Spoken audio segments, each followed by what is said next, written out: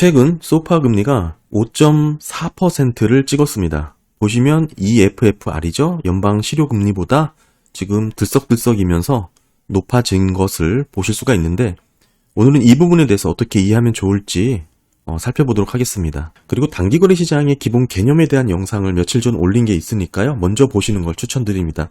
영상 더보기 누르시면 링크를 확인하실 수가 있고요. 먼저 지금 EFFR 연방 실효 금리죠. 그리고 소파 단기거래 시장, 레포 시장에서의 금리입니다. 이 둘을 어느 정도 좀 구분하는 게 필요한데요. EFFR 지금 초록색 라인입니다. 연방 실효 금리라고 우리가 얘기를 하고, 한마디로 얘기하면 은행 간 단기거래 자금 거래 금리입니다. 그러니까 콜금리라고 이해하시면 되죠.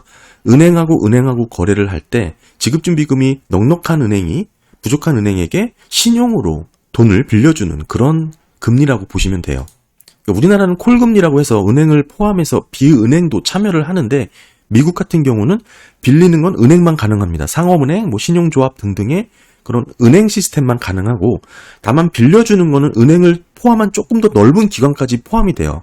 공적 펀드라든지 공공기관까지 그렇게 빌려줄 수는 있습니다. 어찌되었든 중요한 것은 실효 연방기금금리, 이 초록색 EFFR이죠. 이는 은행 간 거래 금리라고 이해를 하시면 되는 거고, 그리고 지금 이 파란색, 이 소파, 이 레포 시장의 금리는 은행을 포함해서 비은행 기관들까지 다양하게 시장 참여자들이 참여해서 형성되는 시장 거래라고 보시면 돼요. 여기에는 딜러를 포함해서 MMF, 자산 매니저, 보험사도 있고요. 그리고 증권을 대여해서 레버리지를 일으키는 헤지 펀드들도 있고, 보험사, 연기금. 그러니까 좀 규모가 엄청 큽니다. 거래 단위도 어마어마하고요.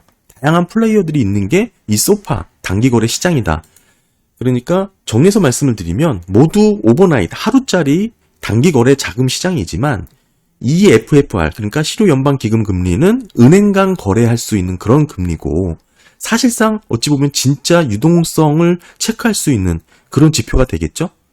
다만 이는 이제 국채로 거래하지 않고 은행 간 신용으로 간단하게 전화 한 통화로, 그래서 콜금리라고 이렇게 명명을 하죠. 그러니까 은행 간 신용으로 거래할 수 있는 그런 EFFR 거래 금리고, 소파는 그보다 규모가 더 큰 국채를 담보로 거래를 하는 단기자금 거래 시장이다. 이 파란색이 이 소파죠. 그래서 지금 이 소파가 5.4까지 IORB라는 지준 불이율까지 위치를 한 것입니다. 그래서 그렇게 개념 정리를 하시면 좋을 것 같고요. 쭉 개념에 대해서 이해를 하셨다면 일반적으로 이 소파 금리가 EFFR 연방 실효 금리보다 낮게 유지되는 게 정상이겠죠. 왜냐하면 소파는 국채를 담보로 이루어지는 시장이다 보니까 아무래도 더 금리가 떨어질 수밖에 없습니다. 보시면 이 파란 선이 초록색보다 더 밑에 있죠. 이게 일반적이고 정상적인 상태라고 볼 수가 있는데, 지금 이 소파하고 EFFR을 비교를 해보면 레포 시장의 이 소파는 EFFR보다 변동성이 더 큽니다. 변동성이 더 크고 일부 분기말 계절 효과가 나타나요. 하지만 보시게 되면 전체적으로 하루에 20bp 이상 움직이는 경우는 거의 없습니다. 대부분 아무리 소파가 변동성이 있다고 해도 하루에 변동성이 20bp 이상 움직이는 사례는 드문데, 지금 보시면, 그래서 결론부터 말씀을 드리면 지금의 상황이 이 소파 금리가 이렇게 올라왔으니 단기거래 자금 시장에서의 문제가 생겼냐, 이렇게 볼 수 있냐라는 것이죠. 하지만 말씀드릴 수 있는 거는 소파 금리가 지금 오른 이 부분, 이 위치 요거 하나만 갖고는 단기거래 자금 시장에 문제가 생겼다라고 볼 수가 없다입니다. 지금 정확하게 보시게 되면 지중불이율 IORB죠. 이 빨간 선을 넘어간 것도 아니고, 설사 이걸 넘어간다 하더라도 마찬가지입니다. 정말 단기 자금 거래 시장에서 더 중요한 것은 이 초록색입니다. EFFR이죠. 실효 연방 기금 금리입니다. EFFR은 변함이 없죠. 그러니까 따라서 이 두 가지만 놓고 보면 은행들 간의 거래를 하는 데 있어서는 큰 문제가 없지만, 비은행 기관에서의 단기 거래 시장이 소폭 올랐다 정도입니다. 그렇다면 우리가 소파, 레포 시장에서의 문제는 어느 정도가 돼야 문제라고 볼 수 있냐? 이 정도가 돼야 됩니다. 2019년 9월달 단기 거래 시장의 발작이라고 꾸준히 말씀을 드렸죠. 2019년 9월 정도, 이 정도는 튀어야 우리가 레포 시장의 발작이라고 볼 수가 있는 거고, 좀 보시게 되면 그전부터 자잘하게 이 소파가 이 IORB를 넘어서는 모습이 자주 나타납니다. 보시죠? 여기도 튀었고 여기도 그렇고 이게 지금 확대가 돼서 그렇지 자세하게 보면 자주 일어납니다. 그리고 일정 수준은 이게 시장에서 충분히 감내할 수 있는 정도예요. 그러니까 소파 금리가 지중불이율을 넘어서는 이런 모습은 어느 정도 시장에서 충분히 감내할 수 있다. 그런데 현재는 넘어서지도 않았고 지중불이율에 딱 붙어 있는 거죠. 그러니까 아직은 뭐 유동성이 부족하다라고 볼 수 있는 시그널이 아니다. 이 얘기입니다. 그래서 보시게 되면 연준이 금리 인하를 하게 된 2019년도의 배경은 이 소파, 레포 시장의 단기거래 자금 시장의 유동성이 파란 선이죠. 이게 튀어서 IORB보다 높아져서 금리 인하를 한 게 아니고 EFFR, 실효연방기금금리, 그러니까 즉 은행 간 거래금리죠. 이게 여기 보시면 IORB를 벗어났죠. 여기서 놀란 겁니다. 여기서 놀라서 금리를 내리게 된 것이고 이 뒤이어가서 이게 계속 높아지다가 레포 시장의 발작이 일어나게 된 것이죠. 그래서 SOFR이 지금 지중불이율에 5.4%로 붙었다. 이 정도로는 크게 놀랄 일도 아니고 이걸 넘어선다 그래도 마찬가지입니다. 특히나 여기 초록색 실효연방기금금리는 아직도 이 정도의 여유가 있죠. 따라서 단기거래 시장의 발작으로 볼 만한 그런 정황은 한참 남았다 이렇게 봐야 되고요. 그리고 2018년 4월 달부터 이 소파가 리보 금리로부터 대체돼서 사용되기 시작했잖아요. 이 파란 선이 여기서부터 보이시죠? 그러니까 이때부터 소파가 리보 금리를 대체하여 사용되기 시작했는데 이때부터 지금 2019년 9월에 레포 시장에 발작이 있었으니까 여기 보시면 이때 발작이 있었죠.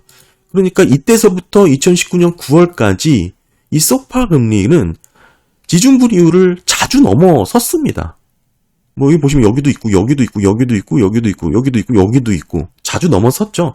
이런 현상은 자주 나오고 보시는 것처럼 일시적으로 등락을 이렇게 자주 보입니다. 여기에는 이 레포 시장만의 특성이 있는데 이 소파 금리는 분기 계절성 요인을 받습니다.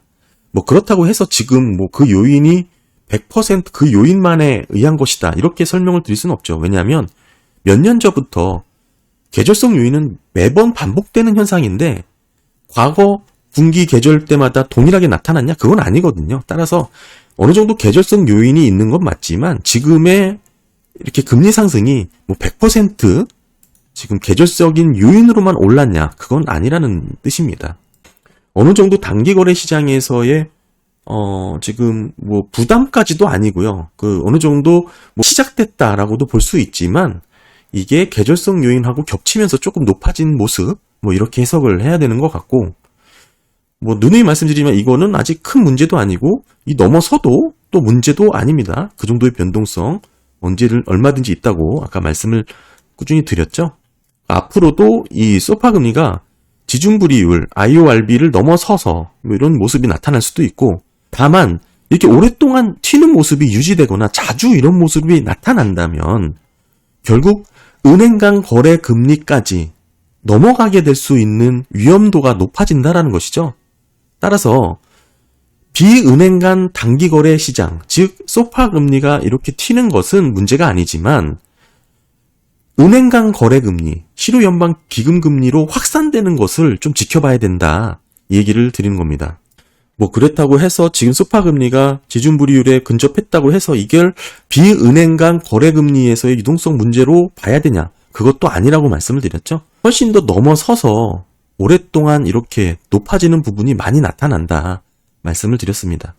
뭐 그래서 뭐 심각하게 볼 만한 그런 내용은 아니고 진짜 유동성 자금 경색 문제는 아까도 말씀드렸던 은행 간 거래의 문제, 즉 초록색 이 라인이죠.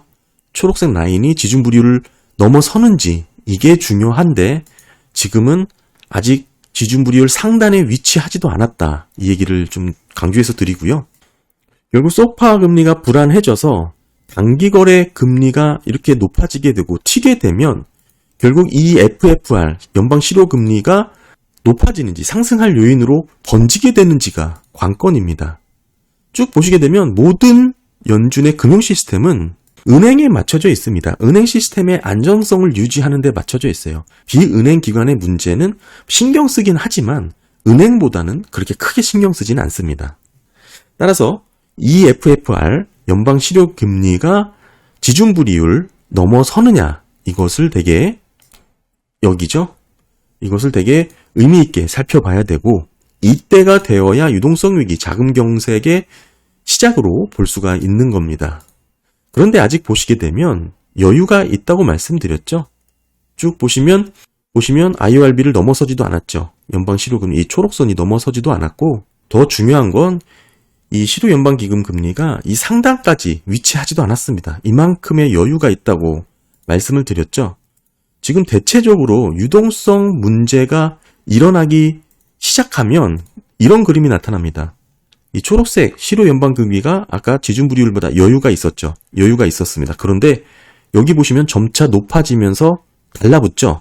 이때부터는 이 간극이 딱 사라집니다. 그리고 지준불이율 상단에 딱 붙어서 쭉 유지가 되죠. 이게 초록색이 없어진 게 아니라 지준불이율, IORB, 이 보라선하고 딱 붙어서 유지가 되는 겁니다. 이런 모습이 지금은 나타나고 있지 않다라는 것이죠.